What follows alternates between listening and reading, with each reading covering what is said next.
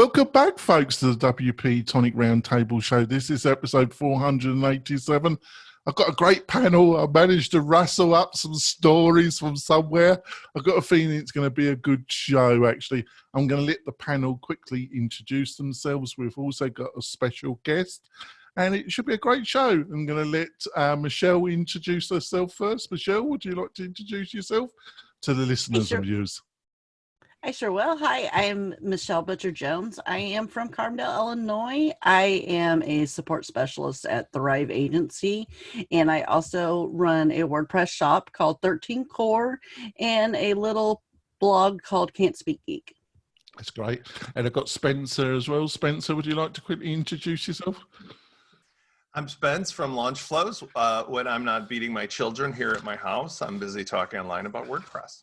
Right, and I've got my friend Kim. Kim, would you like to quickly introduce yourself?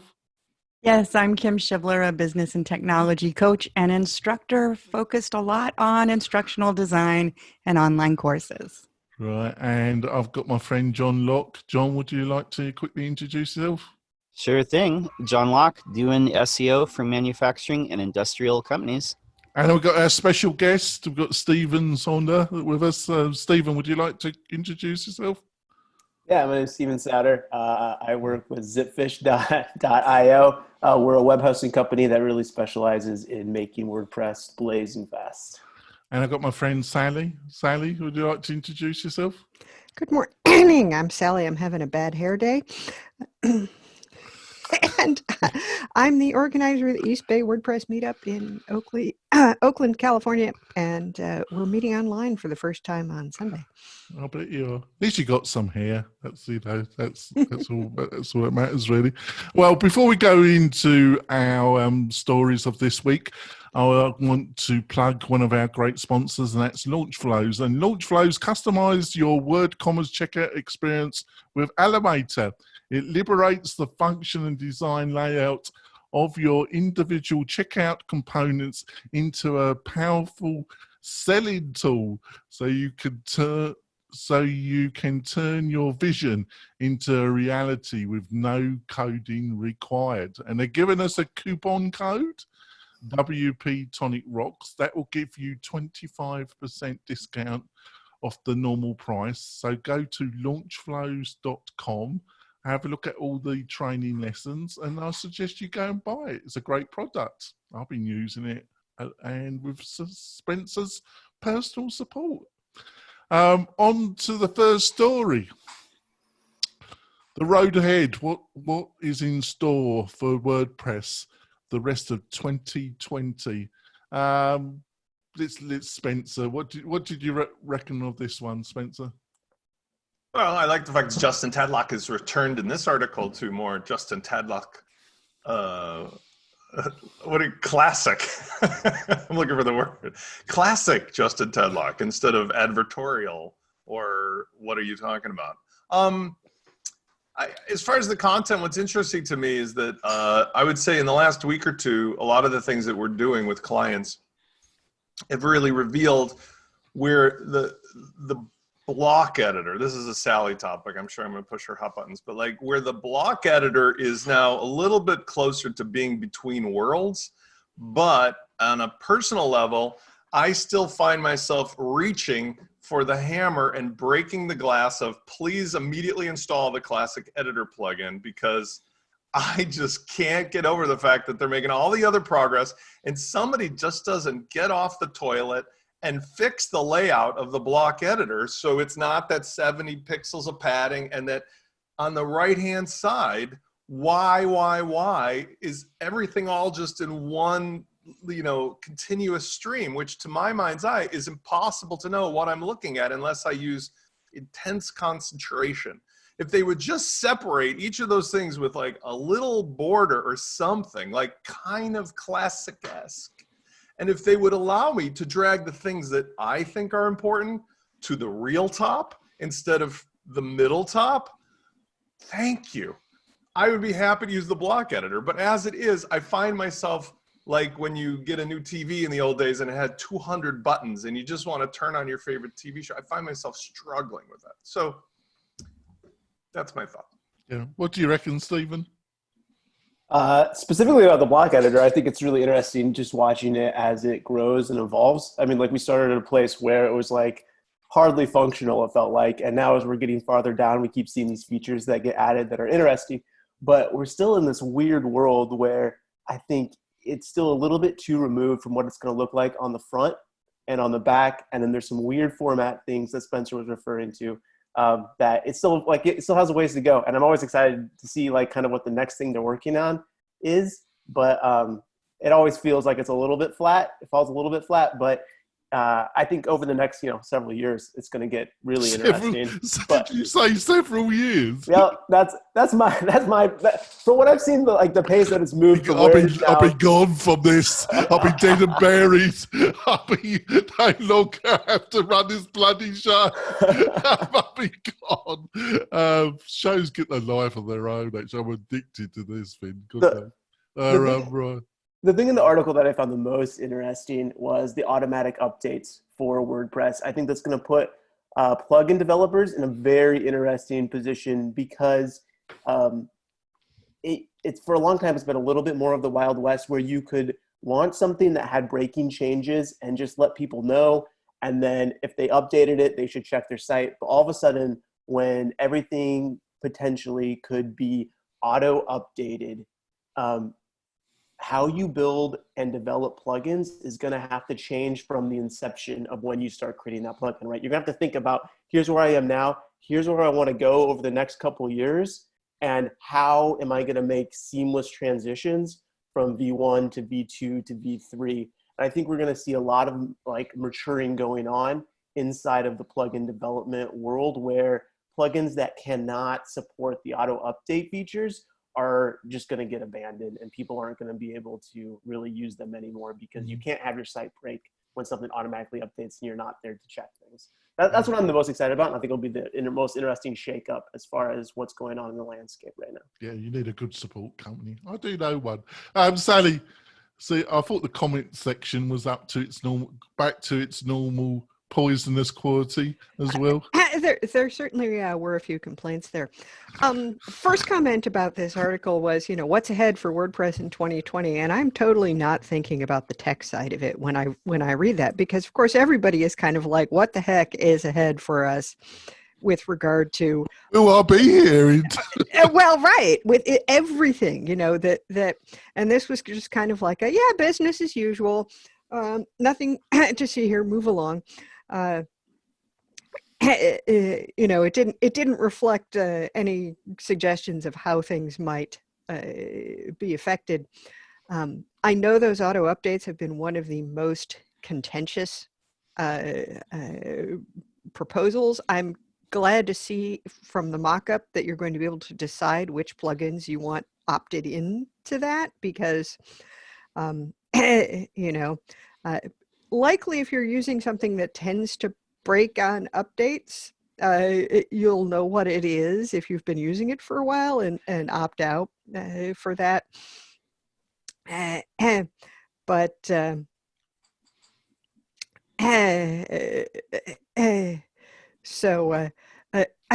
do think that Spencer might have written the comment that says, I'm not able to reach the benefits of this argument about how we should promote ease of use by exposing less features to users in the editor. The how the heck to figure out, meta boxes on in Gutenberg is definitely an incompletely solved problem. My point was, if you're transitioning, let's say you use PayPal, that disaster, right? They've been transitioning from their 1990s UI to whatever this thing is they're talking about. And every day it's like a roulette wheel of what will change in the menu. Am I on the 2020, the 1997, the 2004? If they would just take the block editor and just put a little CSS on it right now, just to separate each of the little things, let me move the pieces up. If the behavior and the look was just a little closer to classic, I can live with everything else that they're doing and experimenting with. It's the fact that they force this just strange interface I feel like I'm in the car trying to turn on the radio or the air conditioning, and I have no idea where the controls are anymore. And it just forces me not to even want to bother with it. That's all. I mean, products do this to us in terms of changing interfaces. I especially like the new Facebook, which you can't even get to show in Firefox because there's obviously something sufficiently evil about it. But yes, it's an interface that's different. Everybody will complain about getting used to it. But if it turns out to be actually harder to use, that's a problem. I mean, does anybody want to talk about how the F hard it is to buy groceries online? It takes me about 3 times as long to order my groceries online as it does to buy them in the store. I'm sure Spencer can give you lessons. Yeah, but the parallel there is I'm saying if you went to the old grocery store that you've always been going to manually, and they move the doors around and they move the produce to the other side. Wait a minute. Do you not shop at Trader Joe's?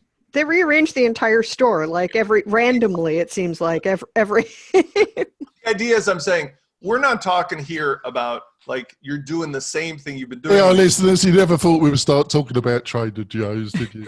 All right, there we go. What we're going to do is merge the metaphor of the existing thing a little bit into the new thing, so that the transition to using the features of the block editor could be more accessible. And again, the padding thing is a mystery to me because nobody has offered any reasonable explanation as to why do I need a football field of space around everything and the title to be 94 point or whatever the hell that thing is. It definitely, it needs work. There are people on different teams that complain to one another about, guys, y'all on the editing team, we need to talk. Well, let's put this over to Michelle. So, Michelle, I just think this is tediously slow. As Spencer pointed out a few weeks ago, against the mega speed of Elementor and Breezely, I think Elementor and Breezely are two that are really pushing the envelope when it comes. And I look at the kind of slow wander of Gutenberg, wandering like the Mississippi River onto a journey that none of us knows where it goes. I just wondered why bother, really? What was your thoughts, Michelle? I've actually been using Gutenberg on Can't Speak Geek for a little over a year now. Well, about WordCamp US 2018 was when I got into it. And it's definitely progressing. My biggest issue, coming from someone who's always used Gravity forms, is I always click on the option I want next and it goes into the next form. And I've always had issues with kind of thinking it should be across the board like that. But even when you work in some of the other page builders, I have that same argument. And I really feel that it should have been more ready to go out than what it is. And I still am not 100% feeling it's ready now. And on top of that, if you want to throw in things that aren't completely ready and updates coming automatically, I am one of those who likes to test everything out, make sure everything's good before doing the okay. That's going to wreak havoc on the people who like to put everything on a staging server, test it out, and then do live, which is what we've been taught to do all the time. And there are plugins that really don't do anything with the layout and look of sites that have broken sites in the past. iTheme Security and Yoast are two big ones that really don't do anything actually physically on the site to change layouts, but have had massive site breakage when they've updated their plugins. And if those that don't do layouts can, and you want to automatically have plugins update in the background that could, like say Beaver Builder or Elementor or Divi plugins, ones like that, and then you wake up in the morning and your site that's supposed to look like this is like this. I don't know how people can recommend Divi, Michelle. It turns your site into a slow treacle, for God's sake. God People still use it. I don't, but people do. I don't mind. You would use Divi for It mine. continues to have rabid fans, I I'm know told. it does, and they're going to send me emails now, but God bless them. Come on, Kim. You know, this Gutenberg thing, you know, it's like a slow river to nowhere. It's like one of my client projects. It never gets You finished. know, you obviously know nothing about the history of the U.S. economy if you're dissing the Mississippi River. True. Yeah, it's like some of my projects that never get finished. I have to call you in to help me out, isn't it? Yeah, You know? we do know about those, don't- Jonathan. I don't know why though, but when every time Jonathan says that, the song "River of Dreams" by Billy Joel keeps popping in my head. Oh, You know, surely this Gutenberg, shouldn't it be finished by now? It's gone on forever, isn't it? it seems like it. I'm kind of with Spencer. I keep trying it and then getting frustrated and putting in the classic editor. And full disclosure, I do still have a Divi site. Because I still support it, folks. I have Divi, I have Beaver Builder, I have Elementor, and I God bless all of you. them That's still. all I've got to say. God bless you. You know, so I have to full disclosure there. I was with Sally on the way this was written, in the sense of it looked like what's coming up for WordPress this year that was written 3 years ago when we didn't have a world situation we have now. No, it's like I was looking for something more of the, like, what are we looking at to cope the way most of us as business people are looking at how this is changing our business, sometimes for the worse and sometimes for the better. I mean, I think some of us in development have been getting, well, more work. In fact, you guys know I don't take development anymore. I just do training, but I've actually had to pick up a few dev projects just to help a few friends and former clients out. So, Okay. Come on, John. You're in the shadows, so Yeah. you be direct. This bloody Gutenberg thing, what a pain in the arse, isn't it? Well, obviously, call what the Gutenberg project is. It's an attempt to become Squarespace, because the 33% of the web that WordPress has, most of it is self-hosted. The .com version is not that much. That's why they're trying to create a Squarespace-like product.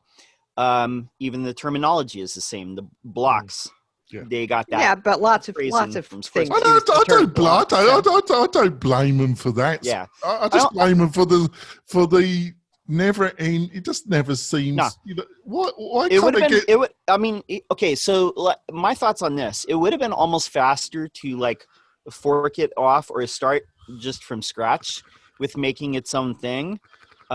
They would have gotten there quicker instead of trying to divert this existing project, because you've seen like all these other things come to market like Duda and Webflow, all these different products that are, you know, similar like that, no code, drag and drop types of things. But you know, they're catering to that type of audience, the people who would normally go to Wix or Weebly, or if they're on WordPress, they'd use something like Divi or Visual Composer in the past, or Elementor. Oh my god! Hey, I bet you, the Elementor, what will happen first? Will Elementor have their own self-hosted SaaS where they provide a drag and drop interface that maybe it forks WordPress, or will WordPress launch Gutenberg as its own product on WordPress.com to compete with these other platforms? One of those is going to happen first, and we'll see. Well, what's these bloody 1,000 people in Automatic doing? This is what I want to It's know. a big project, and it's hard to move something that large. You can't turn a big aircraft carrier really fast. You can't turn it on a dime. So that's the problem. I think that really hits the nail on the head, right? Like that's why we're in this weird place where like it feels like we're in between a product that has an idea and we're going somewhere. Where is that? Well, it's probably going to take a while to get there, because it is changing like this huge aircraft carrier. Right. And it's not simply, you know, who has what funding money or number of staff. I mean, you know, if you look at things like Microsoft, you know, they're not short of money or developers, but there are things in Outlook that have not changed since 2007. So Who uses Outlook, for God's sake? I don't anymore. It doesn't talk to my calendars, but God almighty. God nevertheless, there are still lots of people using Outlook, Jesus, and there are lots of people using Microsoft Teams now, especially with the Zoom bombing episodes. Yeah, poor buggers. That's all I've got to say. My husband, Teams is okay. Is it? Oh, God. Oh, my God. On to the next story. Marketing right now is hard. I won't use the other word. Who shall I start? Let's start with John. Because what did you think of this one, John? I thought it was up to his Fishkin's normal quality. Right. So, I mean, I've talked to a lot of people. I mean, obviously, people who are doing web design or marketing or SEO for any type of hospitality or travel, hotels, cruises, restaurants, bars, anything like that. They're in a pickle. They're in a bind. Any type of agency like that was, getting revenue from that. And I know people in WordPress that the same thing, they're taking a hit. But, knock on wood, all my clients are, essential businesses. So, hopefully, yeah. But you know what? Like the biggest thing is like I continue to do the things like I push on social media every day. Yeah. I haven't done a blog post this year, but I've been doing YouTube every single day. You do? I do every single day still. And I'm committed to that because I've gotten clients from it before. And I don't know how you do it, but you do it. Yeah. Well, but marketing is difficult. But the thing to remember is though we don't know how long the COVID-19 situation will last, we do know at some point it will continue going. And for my clients too, they know that as well. Even if it's slowed down, they stopped marketing entirely, their business would completely be annihilated. So it's very, very important to, keep at it no matter what, even if you think that it's, not doing anything in the immediate, because the business that you'll get 6 months from now is from the marketing you're doing today. Yeah. What do you reckon, Stephen? What did you reckon of this particular article? I thought it was interesting. I think if you're in the digital space and you have any sort of digital presence, which, I mean, if you're a business now, you better. Right now, you're in like the perfect time to lean into that and to start thinking about what sort of strategies can you employ that's going to pay off later on down the road. Let's say you're a restaurant. Your orders are down. You have a lot of like employees sitting around doing nothing. It's like the perfect time to say like, hey, how do I engage with my customers in a digital sort of way? Like, can I get permission to text people and say, hey, your order's out for delivery, then text them 2 hours later and say, hey, did you like the food? Like, and then maybe next Friday say, hey, we're running a special on this. And like, come up with these new communication channels that you've never been able to use before, that people maybe would have been resistant to. Because we're in this like crazy unique situation, you can now have permission to talk to your customers in new sort of ways. And I think that you can use this time to strategize around that and come up with some really cool ideas and solutions that probably would not have worked in a different sort of climate.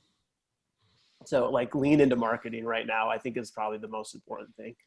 Yeah, I think that's a good point. Yeah, thanks. Yeah. What do you reckon, Michelle? What do you reckon of this article? It makes some good points, but as recently mentioned, it is time to really start pulling out the bucks and saying, let's try the new things. I work with a lot of local restaurants. With God bless you. That was the kind of work I used to do like 3-4 years ago. That's why I haven't got much hair left. See, then I went into the world of e-learning, and it, they actually need to market themselves. Or they think they. Sorry, I was being a bit negative there, wasn't I, Michelle? Wasn't I? It's kind of twofold of what our local restaurant community is doing. There is a Facebook group that has a ton of local restaurants, owners and managers and marketers and people who just want to see local businesses do well. And they're really chatting and working together and actually helping each other out. Like, say, if some of the restaurants have closed down right now during the COVID stay at home, they're actually jumping in and making meals for other places who helped pass food out to the needy, or getting together each week on Saturdays and making meals that people can come in and make donations for and take home with them. And then on the other side, a good friend of mine and his wife, William and Keisha Lowe, started a group called Southern Illinois Eats, and it's also branched out to St. Louis and Southeast Missouri as well. But that is where people themselves can come in and say, I got food from here, and post pictures of it towards kind of its own local marketing. And then also businesses can say, hey, we're still open for curbside pickup, and everyone is more working together on the marketing, which I really am enjoying seeing during this COVID, because it's helping people out at a free level than actually putting forth more money into it. But it's all of those different type of more creative marketing that's helping businesses out instead of your traditional air, radio, TV, print, on direct online. Well, which are all declining to some extent, aren't they? You know, it's like, in some ways. What do you reckon, Spencer? Am I, you know, the dismal me, or is the brightish Michelle the one to go with? Well, I mean, my take on it is that any kind of a scenario that shakes up the snow globe restructures the order of who is first, who is last. And so as a result, you've got opportunities if you're open and willing to the idea of being agile. But at the heart of anything is really that this exposes that we're really always in the business of relationships, right? So solving, I mean, the fundamentals, as I've been talking about since forever, because they've existed since I was a 10-year-old doing entrepreneurial stuff. Find people with pain, learn about their pain from them so they have a feeling you care, solve their pain, rinse and repeat, okay? Where marketers have come unhinged in some sense is when they work for a big corporate interest, and whether it's a pandemic or it's a normal situation. For example, with every one of us sitting at home all the time, I enjoy with my kids, sometimes we'll turn on like Roku or something and watch some of the old Friends episodes or some TV show, or even just like an ABC show, Shark Tank. Some complete moron decided that since they have us captive, that when you watch the last episode of Shark Tank or something, that it's okay to have 8 ads roll every 5 minutes.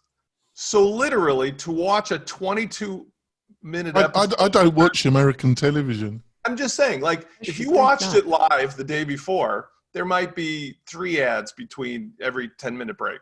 But somebody decided they've got us captive. Let's jam 40 ads into a and I'm like, that's the thing you don't do in the case of a relationship business. If you don't have that kind of like got you by the short hairs kind of thing, you have to deal with the fact that, all right, what is the pain that the people have? As far as opportunities go, I mean, listen, the sad or the good thing is that there will be situations where people who have previously successful marketing campaigns and previously successful businesses, it will be over. I mean, I was a participant in the real estate stuff. I was a landlord and a real estate developer for 29 years. But I'll forgive you. I'll forgive you. Yeah, I know. Thanks. The bright side. I wasn't the bank. I was the recipient of the love, not the benefit of the love. The bright side is that the shakeup plus the democratizing of the tools means. That's why when I was talking to Stephen, I said, "Come on up." Like, we are in a scenario now with WordPress, where WordPress is a de facto platform that if you have access to anybody, the conversation can immediately turn to how you can help them with their business. Whether it's the local restaurant that can't like have people come to the place, but hey, maybe now you can launch a portal for more people to order food. Or maybe it's for helping somebody do a service from home that previously was hard to do, like an accountant or CPA or something. That's where I think that we can, as WordPress people, apply a little entrepreneurial oomph, and then the marketing is easy because now it's just about help everybody, but become an expert by listening. I just feel somebody's after me. I didn't switch my phone off. Oh my god! Just sit on your. Oh Jesus Christ! Sit on your mic. Who is it? Who is it? It's a bad customer that wants me. Yeah. Hey, John. Listen, he never paid his bill anyway. So John, there we go. I'm on a show with John. John? Yes, I just think sometimes for understandable reasons, we're in a total bubble on this show. Because when I look back, I still go to some, like, I'm based in Carson City and I go to Reno. It's northern Nevada. It's 3 hours drive to Sacramento, and it's about 4 hours drive to San Francisco. And you might as well be 10 years. You might as well be in 10 years ago. Literally, if you're talking to middle to senior managers in this area, they would have no comprehension of half the stuff we're talking about. Honestly, I'm not being disparaging. They just wouldn't understand, Spencer. The problem with life in general is as you get older, I'm not being like I regret it. When you get older, things that used to be unknown, uncared about, or unclear become crystal clear. One of them, which is a Derek Sivers thing I've referred to, is the value of time and hell yes versus hell no. Because as you get older, it becomes crystal clear that there are more than 60% of Americans in particular who are the dumbest human beings on the planet. And that could be from the professional or personal or whatever. But it's okay, because as humans, you're entitled to be dumb. But it doesn't mean you have to tolerate them wasting your time by participating in their dumbness. You can literally just turn them off, tune them out, and focus on the beautiful things around you and people and nature. So that's where I look at this marketing thing. It's that, look, because 80% of the world is in turmoil doesn't mean that you as a smart person can't be the smarter 20% and focus on how can I help people, and in the process have the best marketing in the world. Because helping people right now with something you can be an expert at, especially with online, is going to make you at the top of the list of the most valuable people to talk to, even if you don't have $100,000 of Facebook ads behind you. Because 2 people you help will tell 4 people, will tell 8 people. And if you have 10 to 100 people, depending on your, whatever you do, you will never go hungry. Ta-da. Right. We're gonna go for our break, and we're gonna come back, and we've got some more stories. We'll be back in a few moments, beloved listeners and viewers. Coming back. We ended up that with a quite hopeful note. Jonathan, you didn't call me on that one, but I just wanted to say one thing, because I've enjoyed seeing some of the creativity in the restaurants. And like, for example, one of my favorite restaurants in town, exactly what you're talking about, Spencer. I eat out a lot, and some of my favorites just fell off. This group went immediately to the email to everybody, and they're selling not just takeout and advertising takeout, they're selling groceries. So like they had toilet paper when nobody had toilet paper, and things like that. And so it's really worked out well for them. Thanks for that. On to the next story. And if there's 2 areas, if I mention, that gets my listeners and viewers going, discussions in WordPress or on this show, if you want to discuss hosting companies and page builders, if you want to talk about those 2 subjects, off you go. So I found this little thing, I don't know, and of course Stephen is salivating at commenting on this one, I would imagine. 10 of the largest web hosting companies based on data from 4 independent sources. So Stephen, it's a dismal list, isn't it, Stephen? Isn't it? Yeah, I would say some of my favorite hosting companies aren't on that list for sure. Definitely Kinster should be on there, shouldn't it? What I find super interesting, and I was talking to Spencer about this earlier, hosting is about a rogues list of non-supporting hosting companies. Yeah. I mean, if you look about their clients, they're right. I think if you look at the price list that they had on that article, right, it's like somewhere between $4.99 and $2.99 a month for a website, which, like, honestly is what you should be paying if you're just paying for space. Like, if you just need a couple gigabytes to stick some files and a couple people are going to load it, like, you don't need that much space. And hosting has just become a completely commoditized market. And so what's interesting is that there's a lot of companies, right, that are adding like service levels above that, such as like Flywheel or Kinsta. And that's where a lot of their price comes in, right? Is like their support that they're adding to that. And then also just being willing to have a large enough server to be able to, you know, run somebody's WooCommerce store that's not going to completely crap out if they get any sort of attention at all. But the part that I feel like is still missing in the hosting world, and where a lot of people that are using WordPress and start getting into WordPress get tripped up on, is, right, they find this $2.99 host. They're like, yeah, why not? Like, I don't know the difference between a good hosting platform or a bad hosting platform. And then it leaves people, they're soon going to find out. yeah. Well, then it leaves like the people that create plugins or people that are trying to help support these people left to try to clean up the mess. And sometimes it can get pretty messy in there to get people to migrate off of the hosting platform and into something else that's working for them, that's the size they need, explain like the price points and stuff. I looked at that list, Stephen, and I was thinking of the hours I've been on support calls with certain ones, the hours of my life that have been wasted with these fuckers, really. But there we go. You just can't have those hours back, can you, Stephen?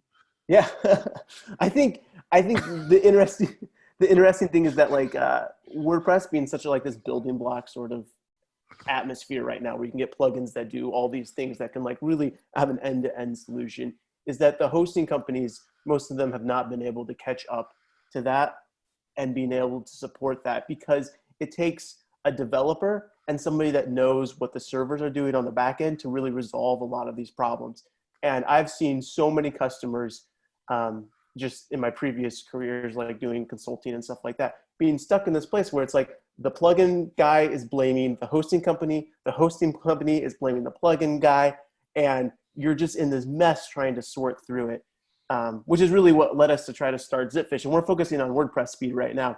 But what you need solid developers and solid server guys that can talk to each other and know exactly what's going on both sides of the equation to really be able to solve some of these problems that customers are left kind of in a lurch trying to figure out. There we go. Michelle, you were biting at the to have a saying. Champing at the bit is the expression. Yes. Anytime anyone talks about WordPress hosting, my brain goes half yay and half It's just crack for the WordPress community, isn't it? It's just crack. It literally is just crack, isn't it? I also am one of the admins for the WordPress hosting Facebook group. And the thing that whatever persuaded you to agree to do that, Michelle? You seem a very intelligent. I think that might be one of those for her sins things. You know, whatever persuaded you to do that, Michelle? I got tricked. Yes. And I blame Ansel Taft on that one. Rightio. But the one thing that drives me the most nuts is no hosting is created equal for any sites. And you get all the time of people going, who's the best host? And you're going, for what? Yeah, because like some sites can be on shared hosting and they're not that busy and they're small and it's fine. And there's some sites that if you was to put on some shared hosting, it would crash in 37 seconds. And these lists, that would be before it managed to load. Right. In these lists, everyone for some reason loves lists, and I don't know why. They just love the list, don't they? I think they love the affiliate links. Exactly. But it's just so much of the, these are your top 10, but they never go into like why. Like I would give, a top 3 for shared, a top 3 for enterprise, a top 3 for if you're wanting to learn, and just these, and very few would be cross-platformed on it. Like I would never put, GoDaddy's minimal shared on an enterprise, and like Pantheon, which I absolutely love, would be overkill for just a small knitting blog that doesn't get much traffic or Yeah, much image. they're the perfect people to put your knitting blog on. You know, I don't know. There are It's probably just- knitting blogs with millions of followers, and knitting is Yes, pretty popular. No, those, yes. But I mean more, I use a term loosely with the knitting blogs. It's just more of like the smaller, not much traffic, not much images, more just text for content. oh, somebody wants And to on me. Yeah, see, I want to put this to Spencer actually. When it comes to, you know, what hosting providers say, I'll apply this to a lot of the internet. There's a lot of people saying a lot of things, promising a lot of things. They're not exactly lying, but they're not exactly telling the truth either. And being an ex-lawyer, you probably know where I'm coming from. Because any good lawyer will say you mustn't lie, but it doesn't mean you're going to have to tell them the truth either. There's so much of the internet, it's like it's smoke and mirrors. It's kind of promising stuff that they know they can't provide, but they're not exactly lying. Isn't that a lot of marketing everywhere? Well, it's kind of, but I think it's even worse on the internet, isn't it, really? But I'll just maybe Well, you know, the primary thing, and I think hosting companies are some of the worst, aren't they? well, listen, Sally is I agree with her point. When I teach marketing, I say selling is like dating. Business is like dating, okay? If you want to succeed and you're a single person or looking for a spouse or something like that, you go onto an online site like a Bumble or a Tinder or a Match, right? You don't just like lay everything out on the table. You have to finally craft the message and become the person that the other person is looking for. And in the same way, hosting companies are dealing with a commodity. Stephen and I discuss this. I've said this a million times on the show. Remember when text messaging was 25 cents per message because they could? Nobody could sell you on that anymore. At the time, it was, look, you can instantly communicate with your friend and it'll only cost you a quarter. That sounded pretty good. In today's world, that would be laughable. Well, at the same time, the hosting companies are all going into a, let's buy every company we can. Let's put every feature we can, because the realization they already have is shared hosting is already a lie. And I've beaten up WP Engine about that nonsense again and again. But even for the cloud hosting, like, I won't name the names because I know you freak out when I do, but like when you talk about cloud hosting, it's a commodity item. So the thing that they need to sell is nothing to do with the hosting. The hosting has become literally the de facto standard.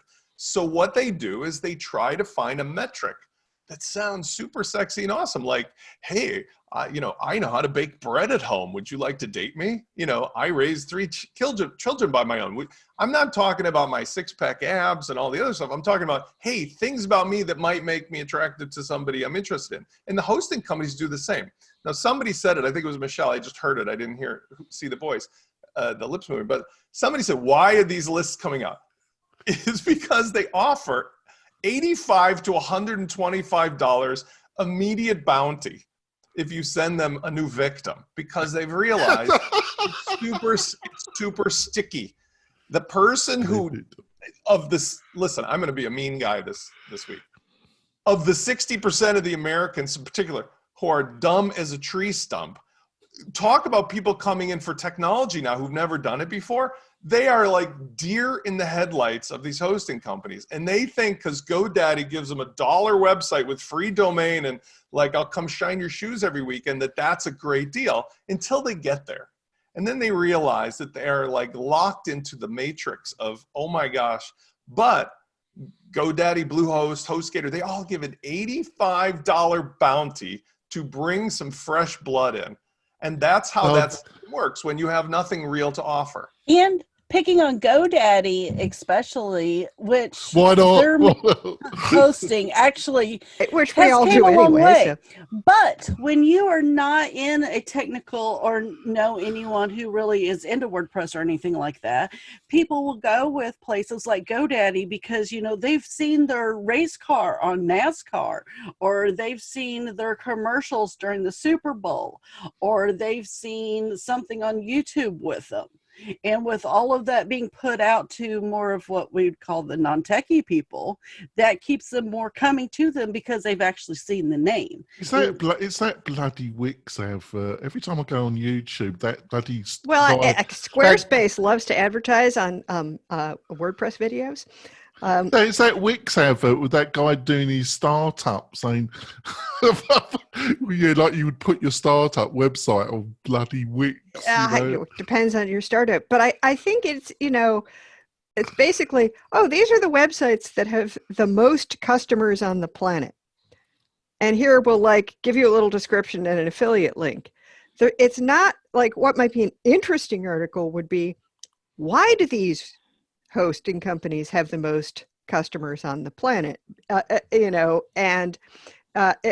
Because it's not necessarily anything to do with the quality of their hosting. It's a lot more about the reach of their marketing.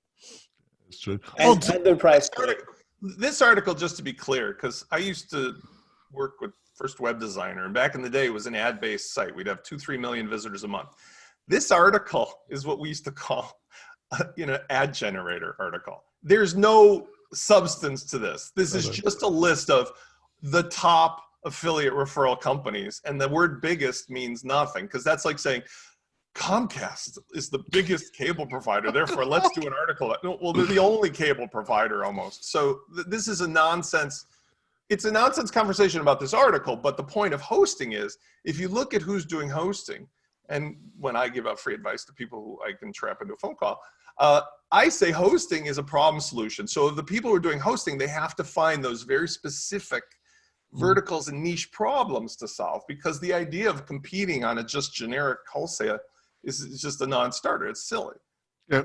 Right, on to the next story, because I don't want this show to become War and Peace. I just chose it because it was a list of some of the worst bastards that I've ever dealt with in my life, actually, that have wasted hours and hours of my bloody life, which I will never get back. Fuckers. Can I just say one more point about this whole hosting discussion? I think back 10 years ago or 5 years ago, even when WordPress was a blogging platform and pretty much that's it. These kind of hosting companies worked. But as soon as you start integrating more complex stuff like LaunchFlows, right? Or like Groundhog.io or any of these things that are trying to do dynamic stuff, all of a sudden you need hosting companies that can help you with your dynamic content, come up with custom caching rules. And like at zipfish.io, what we're trying to do is make WordPress faster. But to make it faster, you have to understand what are all these complex plugins doing, and how can I speed up that to get it to the end user? Some things you can cache, other things you can't cache at all. And it's this business case of weighing one over the other. Yep, thanks for that. On to the next story. On to the next one. Why you should stop using Google Analytics on your website. I thought this was a good one for you, John.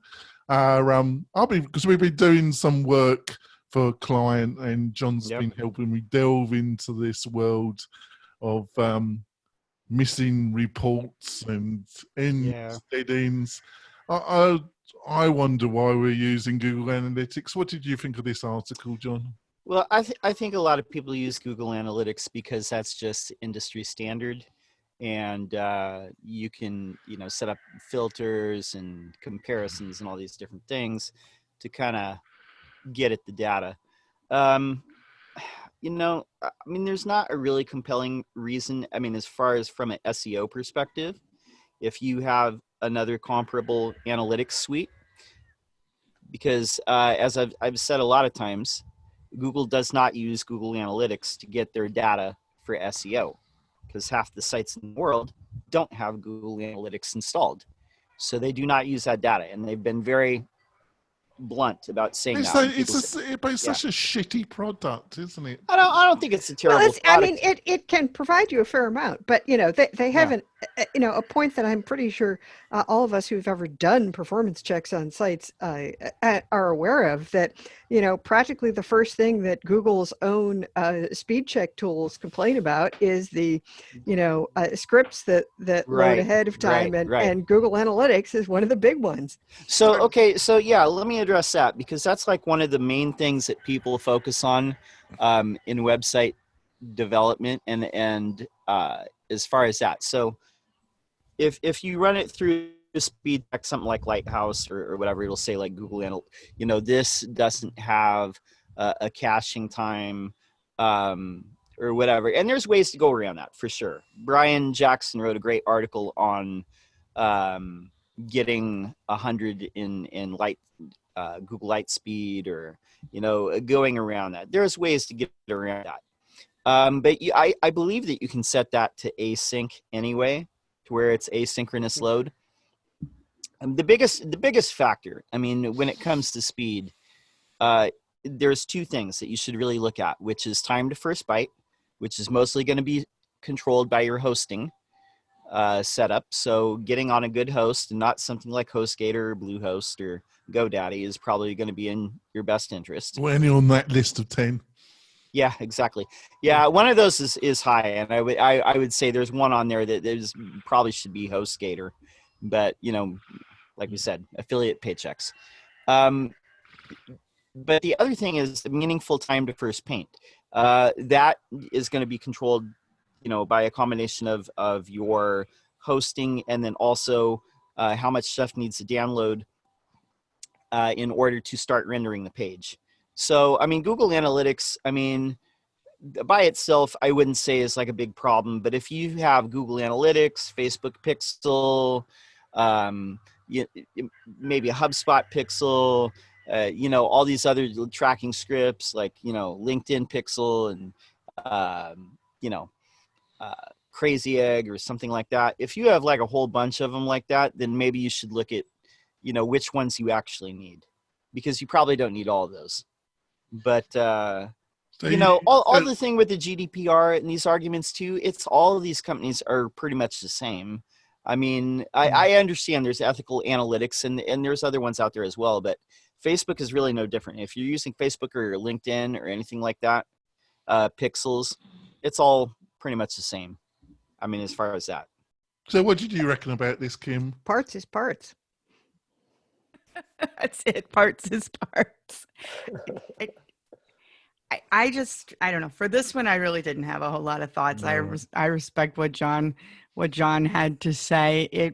Other than the page hit, and it gives you some information, but it just seemed Google's ability to make an interface as painful as possible, to obtain some basic information that shouldn't be jet science. Their capacity to make it as painful as possible seems to be there. They seem to have an endless ability. Yes, you can get a heck of a lot of interesting information out of Google Analytics, but you pretty much need a PhD to do so. But why? Because it's just Stephen. Why? Why, Stephen? Because Google Analytics isn't looking for like the small blogger, right? Like their end goal is to support large companies that are having tons of traffic and being able to give their marketing agencies the insight that they need. Because at the end of the day, like Google can make a lot more money by knowing what's going on with those guys than knowing what's going on with the small bloggers. And that's why it's set up that way. And like Google Analytics is great if you're trying to like achieve closed loop reporting on all your marketing initiatives, right? Like you need to track every little piece of information, where somebody's coming from, how they got there, what money you paid for that. But 99% of the people that are using the internet or building their blog or, a small e-commerce shop, like, yeah, you don't need all that data, and it ends up becoming a lot more complex to find it. Like the amount of custom dashboards that we've had to build for clients so they can understand a report is obscene almost, compared to like some other analytic companies that are not Google. They make it a lot more transparent, a lot easier to find like the data and numbers that you actually care about. Yeah, but this company's ability to, any technical document that comes from Google, I have to read it. And I suffer from a bit of dyslexia, so I'm the worst, but I have to read it multiple times to actually get any kind of their ability to make everything ununderstandable. Their ability to do it is mind-boggling. All right, on to the lot. It's more of a plug than a story. So, comes on the show. He's one of our panelists, and it's got to go behind the scenes of 30 world-class WordPress agency owner, developers, and marketers, and that's from WP Feedback. And they've got their summit at the end of this month. Their virtual summit. They've got Michelle is on it. And Michelle's on it. They forgot to ask one person. I wonder who that person is to come on it. But I don't hold grudges against anybody really. But there we go. But I'll still plug it. You know, they can make these mistakes and not getting a true intellectual on the panel. But there we go. It'll be in the show notes, folks. Go click. Join it, and it's going to be the end of this month, and I'm sure it's going to be a fantastic virtual summit. So put all your products or services you want to recommend into the chat panel because it really helps. So Sally, have you got anything that you want to recommend to the listeners and viewers? Yeah, I'd like to recommend my meetup this weekend.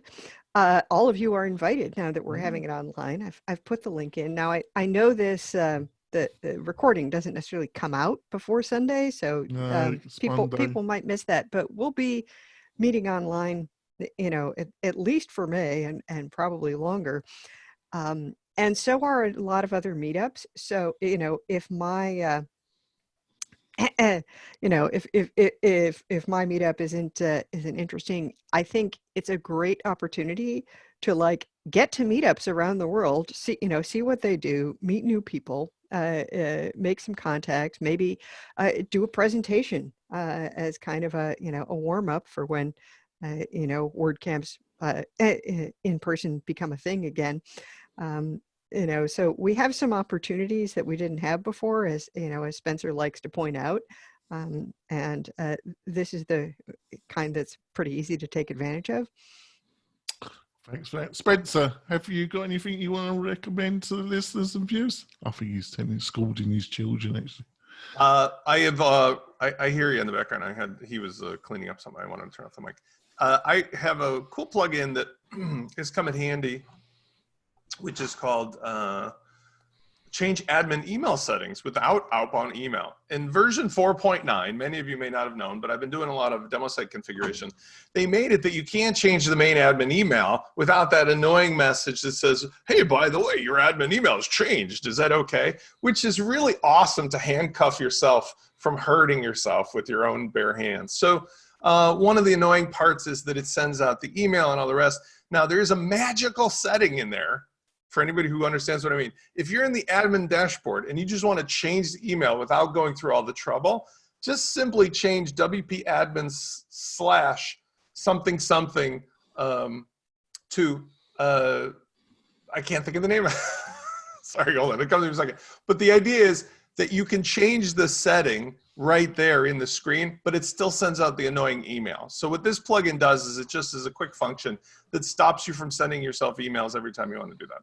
And it's a small problem, but if you have it, it's a worthy addition. Well, yeah, because, maybe the person who was initially the admin has disappeared. Maybe emails from your WordPress admin aren't getting delivered because, nobody has set up an SMTP server for it. And not everybody wants to actually go into the database to change that email address. I remembered it now. Sorry. When you go into your site, if you want to change any of the configuration options really quickly, you're at your main site /wp-admin/ and just type options.php. And when you do, you get all of the database fields that you can directly change, including your default admin email, password, username. All that stuff is right there. But when you do that, you just have the same thing where the email gets triggered. So that's what the plugin helped me do. And John, it's not that dangerous. It's not. Beloved listeners and viewers, do have a backup. do not email me with your complaints. You can go to WP-Tonic.com. Do not send your comments to me, please. There's probably a phone number out there. They can get a hold of you directly. Obviously, with great power, great responsibility It's comes. the trapdoor of WordPress. Right. Kim, you got anything you want to Go try this at home. Yeah, I went away from the pure WordPress tech this week because a lot of my clients have been stuck at home and trying to work on their productivity. And so I've had them using a tool called Rescue Time, which the free version works for almost everybody. And it just shows you actually what you're spending your time on. And you can just, set it up to what is productive for you versus what is not productive for you. And it's amazing, I think, sometimes when I work with clients, how much time they're actually spending on what they're supposed to be doing and how much time they're spending on other things. So it shows you those rabbit holes you might be going down. True. Stephen, have you got anything you want to recommend? Our hosting service, zipfish.io, is pretty cool for me. I thought you might. I'll plug that all day. Well done, Stephen. Well done. I'll let you get away with that one. All right. You've been a great guest. So, all right. Michelle, have you got anything you want to recommend to this? I actually have two. I know it's probably been mentioned before, but I've actually just started playing with it myself. The WP Astra theme for people who are not really wanting to get into full dev heavy building themes, but wanting to have a more custom site. This is a pretty handy theme / plugin combo to use. I just started last week. I've always been pretty much a 110% Genesis Studio Press user. I forgive you, Michelle. Well, he's a fellow. I'm SIU still alumni. pretty much 110% Genesis user. So, Well, you're a friend, Sally, so I don't have to forgive you. But, Well, Brian Gardner is actually. And I love Brian. Brian has been on the show. It's a great. But I agree with Spencer. I think it's a little bit. Why would you use it in 2020? It's awesome fun back in the day to use functions and hooks and filters. But like, I also used to like to, carve wheels out of wood and stuff too. I mean, you got a page builder. I just don't understand why anybody would go back to like, oh, I need to modify the header. Let me throw in a hook and a function to change. Well, it depends, because I've seen people do things with page builders where it took them hours and hours and hours of trying to create something that WordPress actually could pretty much do by itself if you knew anything about how WordPress worked. It's like basically, well, we were trying to create like a product archive page. So I manually put every single product in here with Visual Composer, and it took me 8 hours. And you're like, oh, holy heck, let me give you that. So there are things that should be done programmatically, right? You're into automating stuff. Sometimes, writing a bit of code to automate something that goes everywhere versus having the person tinker with it every single place it needs to go, because that's how they think the page builder works, it is a good solution. But I would say, Genesis is a much better tool for developers who are doing really custom stuff for clients than it is for DIY first-time WordPress users. Yeah, I'd agree with you, and I want to emphasize what you said. Not really. Well, the key, no, I do, because here's the key difference.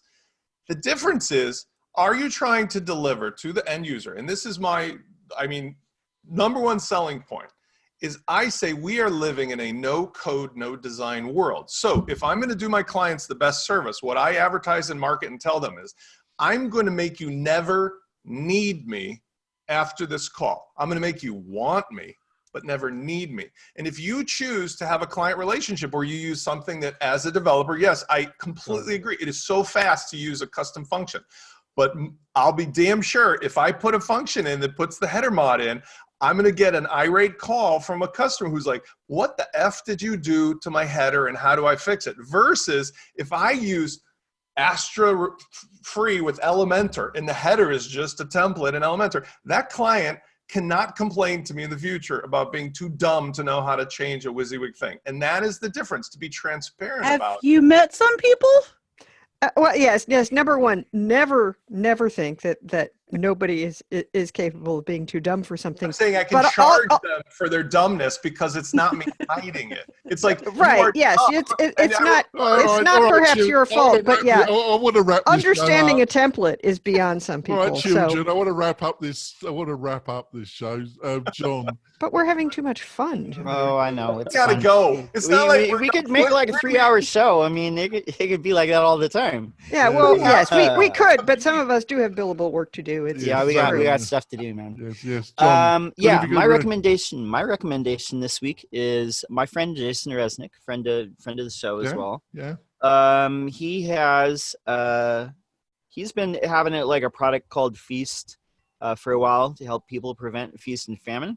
But he has this thing, Feast Club. Right now, it is $5. I quite like that, Feast Club.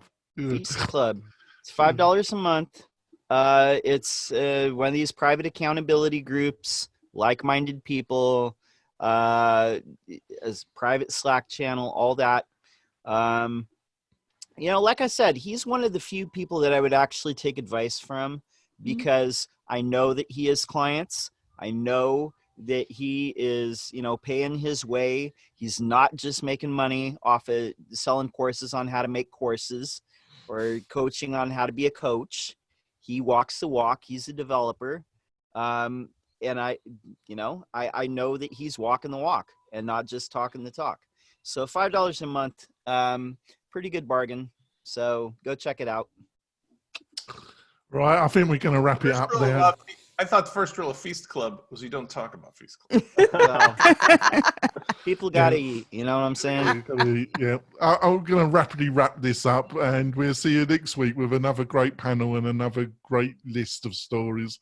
We'll see you next week, folks. Bye. Bye. Bye. Bye.